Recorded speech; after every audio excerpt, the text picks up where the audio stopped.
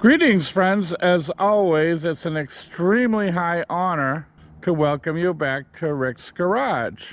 What you see before you is a 2011 Dodge Ram. It's making an ungodly noise from one of the wheels. So what we're going to try to do today is figure out what's going on. It could possibly be a wheel bearing or maybe brakes rubbing. But whatever it is, it's really bad. It feels like the wheel wants to fall off. So friends, if you're familiar with my channel, you've seen this unit before. It's my Steelman chassis ear. I'm going to attach one of these transmitters to each one of the wheels. Now, one of the problems trying to diagnose something like this, if it is a wheel bearing, they only make noise when the weight of the vehicle is on the bearing as you're driving down the road. You can jack up the car and you can spin it till the cows come home and you're not going to hear a thing. So that's why this is so handy. So I'm going to go ahead and hook these up. Okay friends, I apologize for the handheld camera, but what I've done here is I've hooked the transmitter onto a safe place in the front suspension, and I've clipped the microphone to the caliper. I just wanted to give you a quick look at how I hooked up the transmitter to one of the rear wheels. You can see it's hooked into a bracket that's on the differential, and like the front, I hooked the microphone up to the caliper. Okay friends, we're ready to venture out on the road and see what we got. We're going to start out on number 1.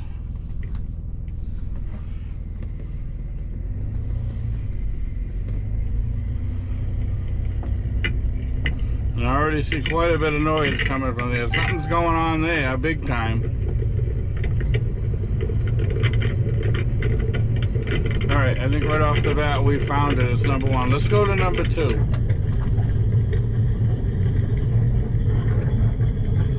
Number 2 seems fairly normal. Let's go to number 3. 3 I'm hearing almost nothing. Now the next one I have is number 5. 5, I'm getting almost nothing. Let's go back to number 1. Boy, something bad is going on there for sure. Well friends, I went ahead and I brought the truck into the garage. As we discovered, it's the driver's side front wheel that's making all the noise. I suspect there's an issue with the wheel bearing itself or possibly the brake caliper. Friends, at this point I'm going to attempt to remove the brake caliper. I'm going to undo the glide pin bolts. Those are 14mm. Not too bad. I need a wrench to hold that from moving. I got a set of these thin collet wrenches that come in handy. What we need inside here is a 19mm. Sometimes a standard wrench won't fit.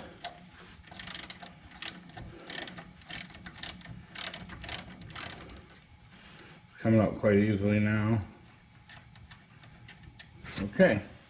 Now I'm going to get the bottom one. You're not going to be able to see that. Alright, before I attempt to pry off the caliper, I'm going to disconnect the ABS wire from the brake hose right there. Hope you saw that.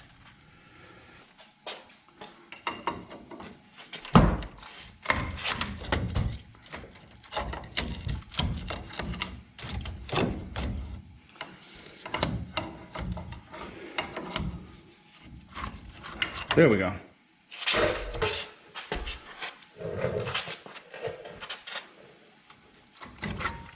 Okay, and it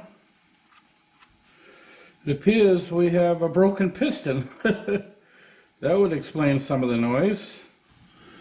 Well, I don't know how well you can see this, friends, but this piston is broken. I've never seen anything like that.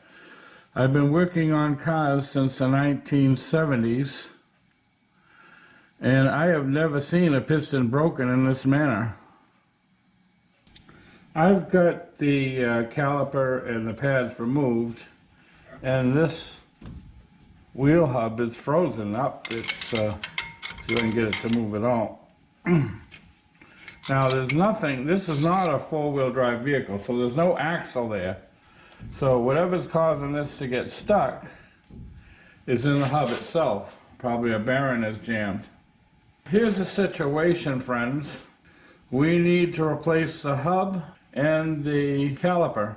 So I'm going to go ahead and get this bracket off, and then I'll try to remove the rotor.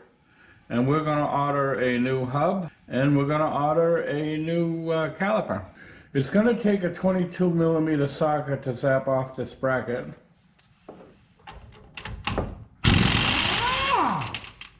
One.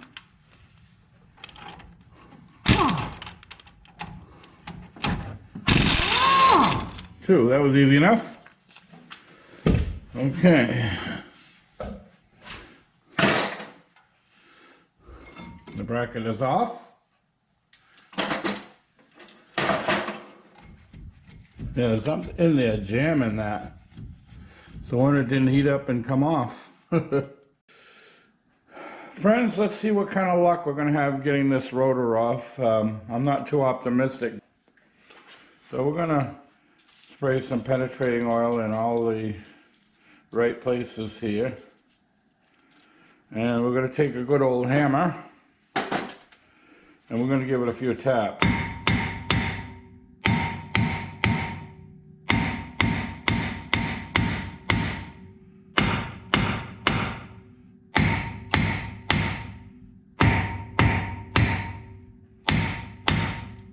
See if that did anything.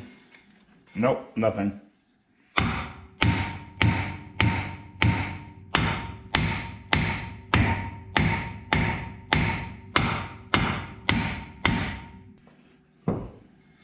All right, it's obvious that's not going to work. So we're going to have to go to more extreme measures. Okay, friends, I'm a firm believer of vibro shock. So let's see what happens here.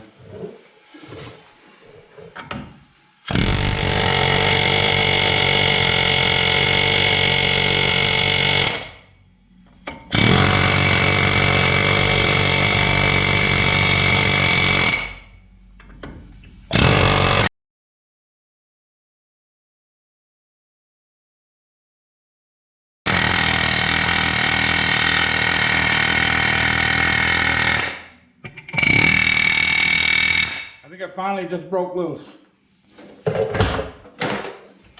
Yep. All right, my God, that was a pain. Well, friends, this job is turning into a nightmare very quickly. Now I notice that the dust shield is broken, rotted. Now you have to remove the hub to replace the dust shield, and I am taking the hub off to replace that, so it doesn't make sense to put a new hub on and leave this old dust shield flopping around. So I've ordered a pair of dust shields, and so on it goes. What I'm going to try to do now is to unplug the ABS wire from its hold downs. I think what I got to do is put a screwdriver in here and flip that up and flip that over, and that's out. And I'm going to get the rest of them off camera. They're all that easy. Okay, friends, I've got the ABS wire free from down here, but we've got to unplug it from up behind this inner fender. You can't reach it from up top, it's too low. Now, the plug assembly is held together by this little push pin here that's connected to the inner fender. So you got to push this back through. Let's see if we can get it through somehow. And then you can pull the whole thing down and disconnect it. I almost got it. There we go. Okay. So now we can pull the thing down and disconnect it. So I believe what we got to do is push this tab up like this. Okay, friends, once you've pushed this tab up, take your thumb and press right here, and then you can pull this thing right out. Just as easy as that. The whole secret is pushing up this tab, pressing down right here, and then pulling it out. Well, friends, I'm ready to make the attempt I've been dreading of getting this hub out of the steering knuckle. I have no idea what kind of view I'm going to be able to give you. Off camera, I hosed the whole thing down with penetrating oil. And we're going to start out by trying to get out these 18 millimeter bolts that hold the hub in place.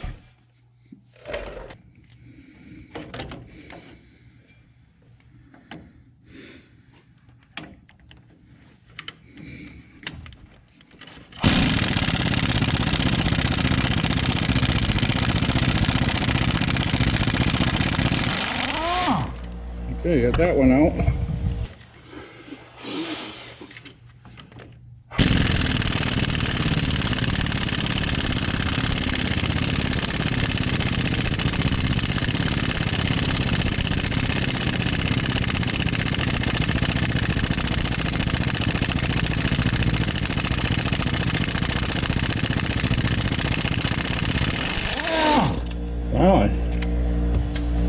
Alright, that one's off. Okay, I think what I'm going to do is turn the wheel the other way, because these rivets that hold the ball joint on are preventing me from getting straight on that bolt. It keeps slipping off. So I'm going to turn the wheel the other way, see if I can get on it from the other side.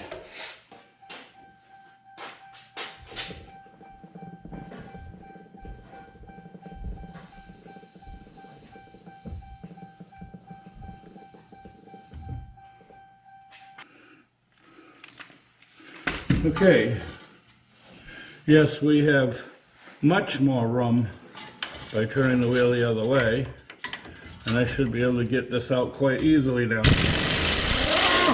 Yep, very good. All right.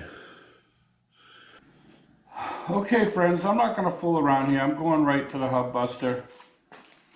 I've got it bolted on with heavy washers. You can see I've got a solid block underneath the control arm. The reason for that, if you don't do that, the spring is going to absorb the impact and you're not going to be able to get the hub off.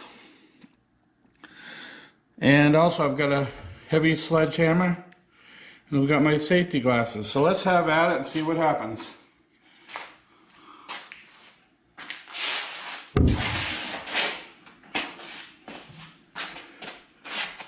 I'll move the camera out a little bit.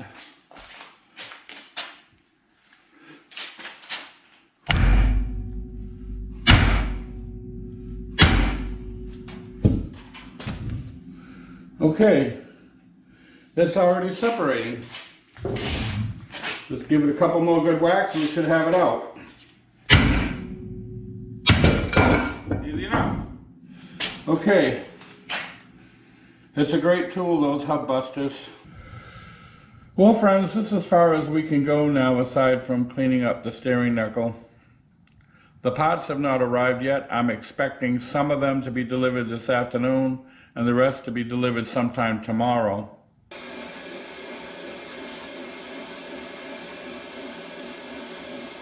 Well, friends, while waiting for the parts to arrive, I hope they'll be in sometime tomorrow. I went ahead and put the rotor on my brake lathe.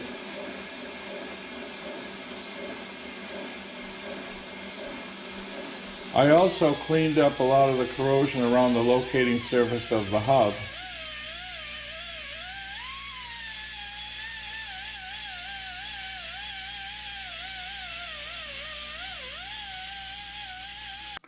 And what I'm doing right now, friends, I'm just finishing putting some anti-seize all around this locating surface. The reason I'm doing this is to prevent that massive amount of buildup of corrosion that was all over the locating surface of the hub. I'm hoping that this will prevent that, and also to make it a little easier to remove for the next poor soul that works on this car. So I'll come back when we get all our parts and we'll be ready to start reassembling. Well, friends, for you, through the magic of video, it's only been a couple of seconds, but for me it's been a couple of days. I finally have accumulated all the parts necessary to put this back together. We have our new hub I purchased from Detroit Axle. We have a new caliper that I got also from Detroit Axle. Got the new dust shield. I purchased that from Amazon. And I've got my brake pads that I purchased locally with some brake cleaner. And I hope you can see the rotor. It came out absolutely perfect. Very nice finish. The discard thickness on the rotor was 22.4 millimeter, and I resurfaced it down to 22.8 millimeters, so it's well within spec. So we're ready to start putting this truck back together. Friends, what you see clamped to my vise is one of the hub bolts. The part that's sticking out was subject to corrosion, so I just want to clean it up a little bit with my tap and die set. It's a M14 by 1.5.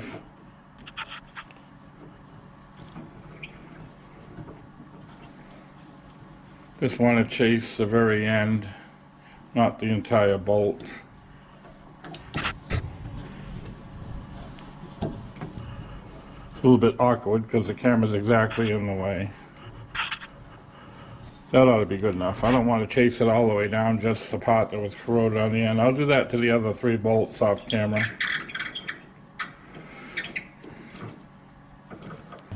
Alright friends, we're ready to install this hub. But first we have to put the dust shield in place. I've taken one of the bolts and put it through the top hole. And I'm going to use that to hang the dust shield on, just like this. Now as you recall, the slot for the ABS wire was right here. So I'm going to go get the hub and we're going to get it started. This ABS wire is going to go right through here.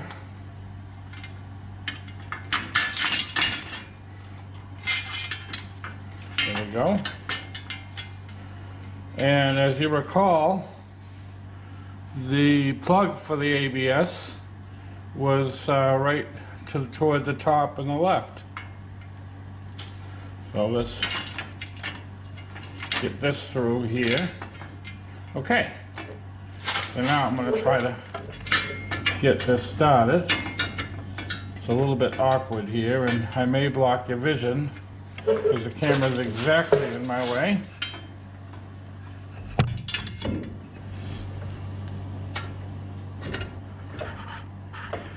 Just trying to get one started.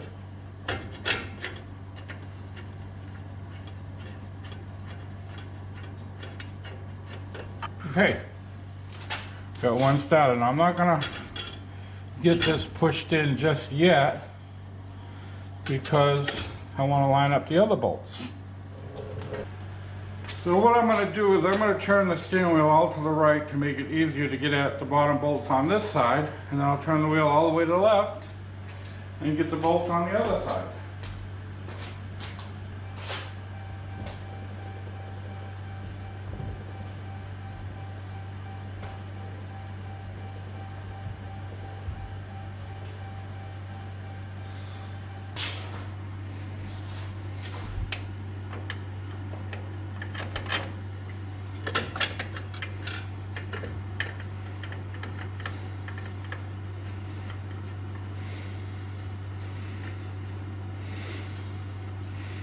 Now the fact that I chased these ends of these threads made it a lot easier to get these started. Now you can see why I did that. All right, I'm going to turn the wheel all the way the other way and get the other one started.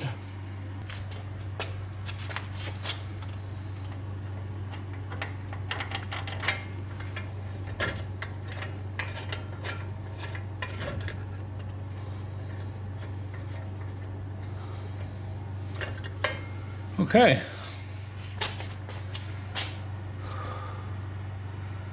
So they're all started, and now we just got to kind of snug them in.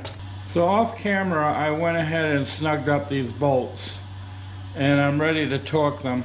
I looked up the torque specs from several different sources at 134 foot-pounds. Now I always like to go a little bit extra, so I'm setting my torque wrench to 140 pounds to be safe. So I'm going to go ahead and torque them right now.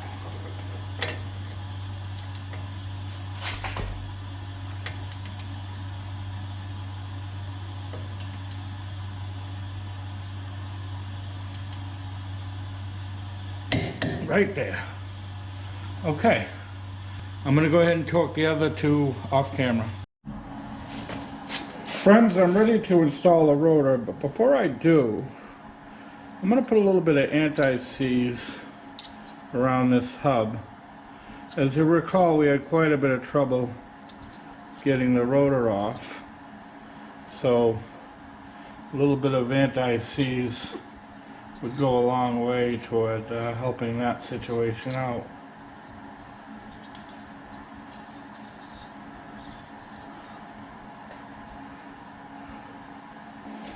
Okay friends, I'm ready to slip the rotor on. And what I like to do is take a couple of thick washers, and I like to just kind of put two of the lug nuts on, just to kind of keep the rotor from flopping around too much while you're trying to install the caliper bracket and caliper.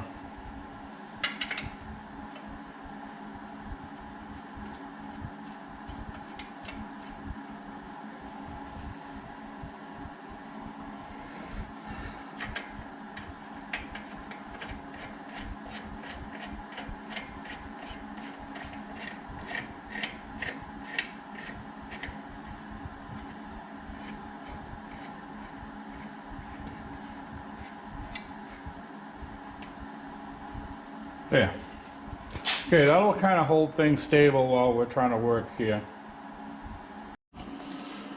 What I'm going to do now is separate the caliper from the bracket. They always ship them bolted together and you have to separate them in order to install them.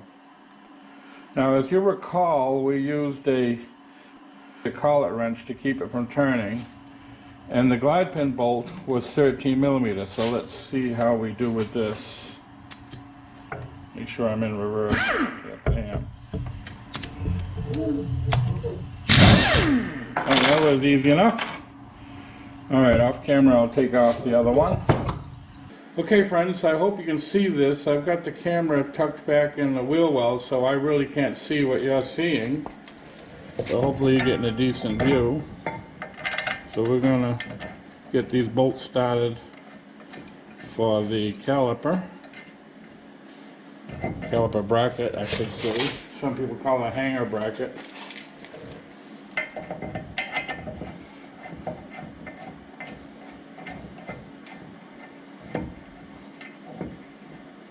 Okay, just tighten that up.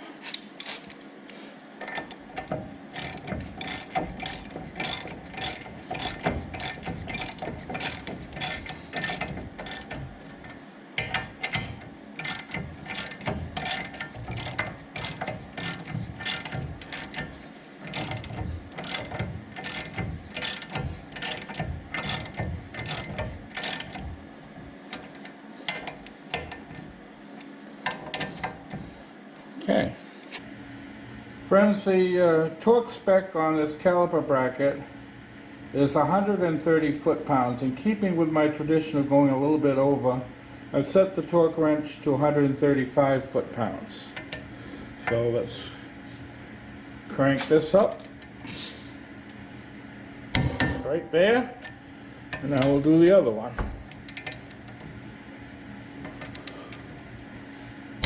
Right there. Okay, and we'll just double check the bottom one.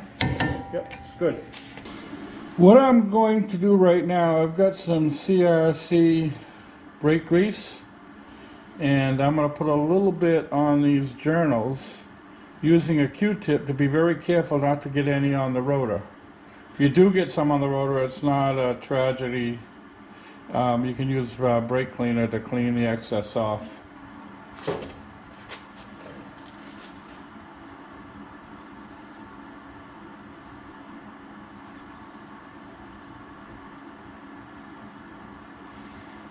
Alright, so I'm going to do the other 4 journals off camera.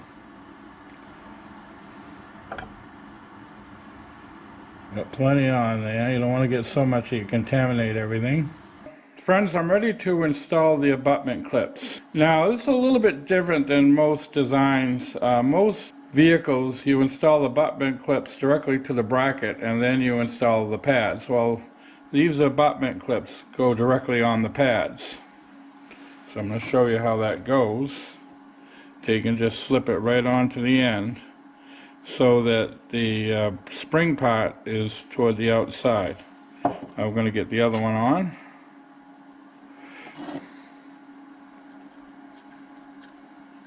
There we go. Okay, so let's try to install them. Alright, we're ready to slip this pad in. This little spring stays to the outside, just like that. That's exactly how that goes. So you can see that the spring is actually to the outside of the bracket. So off camera, I'm going to go get the inside one installed exactly the same way. Alright, so now we're ready to slip the caliper over the pads. That went on easy enough.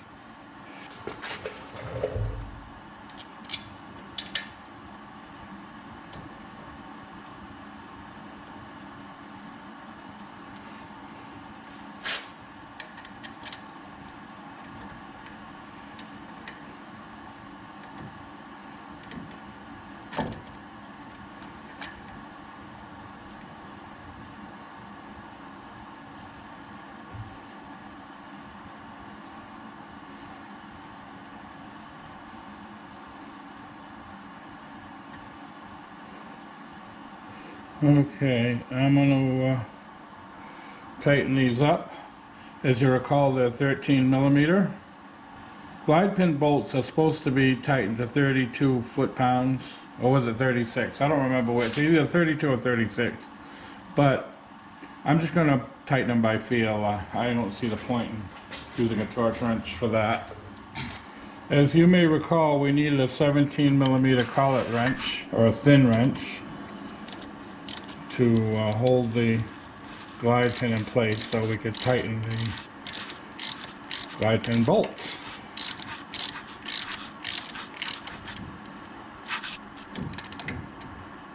Alright, that's good. They ain't going nowhere. Alright, let's get the bottom one.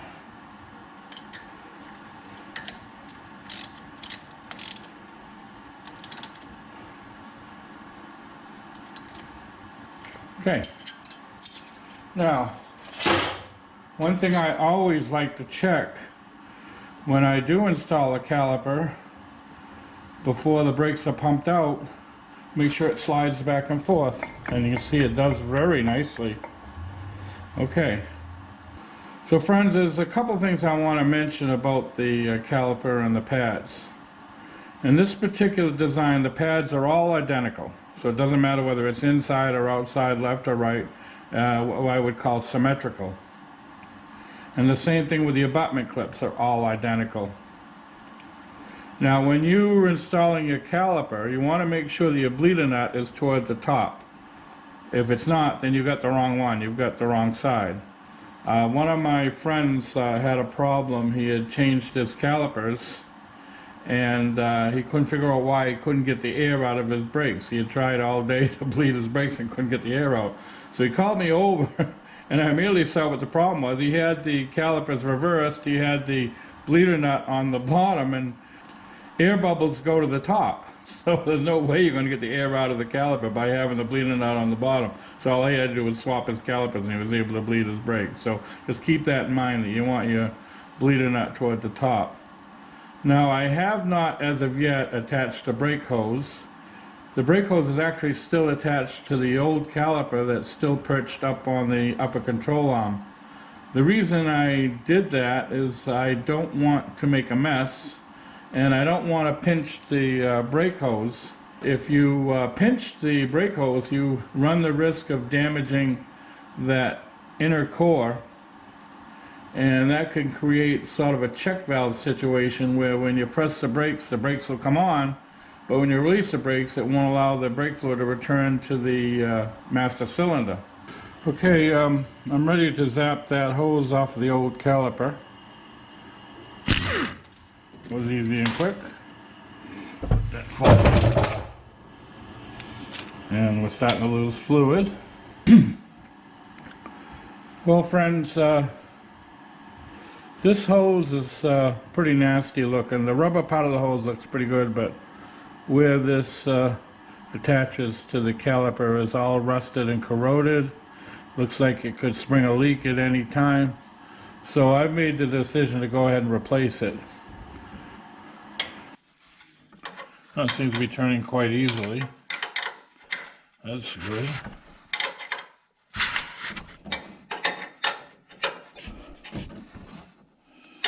Oops, looks like my light has slipped down and was blocking a view. Sorry about that. Hopefully you can see now.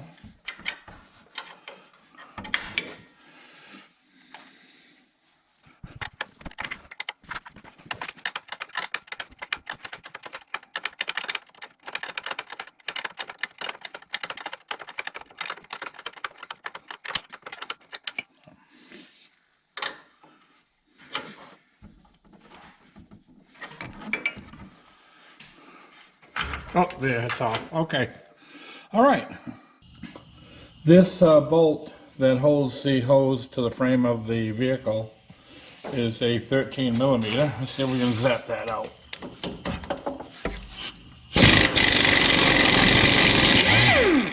Easy enough. Okay. We're going to start installing the new hose. I got it from AutoZone. Going to attach the hose to the bracket. See if I can get the screw started.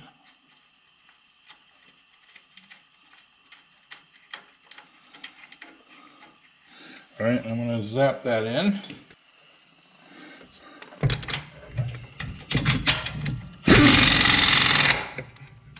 Okay, that's in. That's going nowhere. Try to connect up this fitting.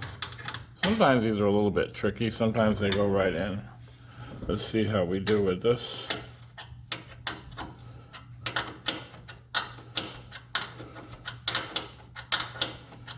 Feels like it's possibly going right in, and it is. Good.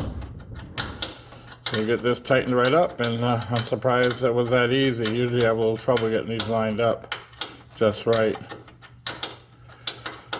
So I was lucky today. Maybe we should go out and play the lottery.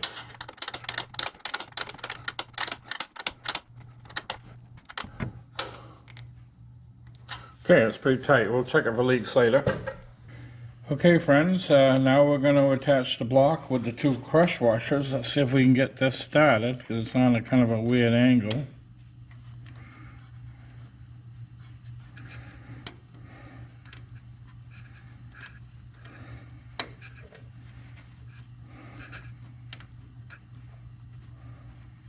There we go. Alright, we got that just about started. Let me get a wrench to tighten it up. As I recall, the original bolt for the old caliper was like a 14 millimeter. The one that came with the new caliper is 11 millimeter. So we're going to tighten these up. Now these are called crush washers, and the reason you call them crush washers is because you have to crush them to get them to seal the brake fluid. So you put them as tight as you can, and then you put them a little tighter. When you think you've got them tight enough, you go a little bit more. That's good. All right, that's in. The hose is in. Now we've got to attach the ABS wire, and we've got a little hole right here in the knuckle, and there's a little push pin type thing, so we want to press that in there to hold that where it's supposed to be.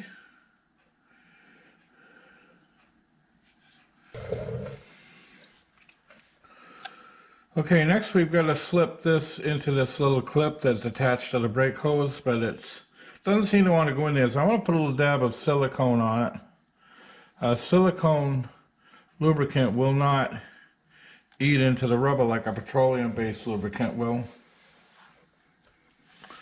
Let's see if we can slip that in there. Yep, there it goes. Okay, very good. So that's attached in there. And now we have another push pin that goes into a hole right up here in the upper control arm. So we'll shove that in. Yeah, that's good. Okay, and so now we just simply got to plug this in. Hopefully it's simple.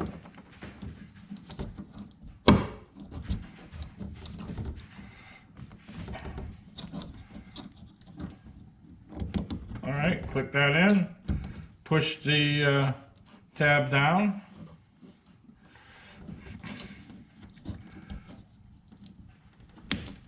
Okay, there we go. The tab is locked in, and this can be tucked up behind here and put through its little push pin hole.